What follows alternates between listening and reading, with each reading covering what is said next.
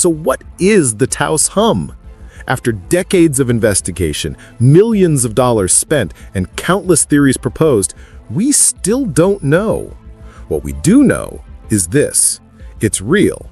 Too many people, too many locations, too consistent. It's rare. Only a small percentage can perceive it. It's persistent. Reports continue to this day. It's measurable. Well, the effects on people are.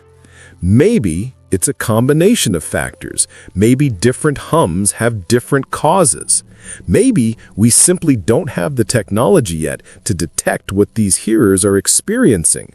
Or maybe, just maybe, some people are tuned into a frequency of our world that the rest of us are blind to. The Taos Hum reminds us that reality might be far stranger than our instruments can measure.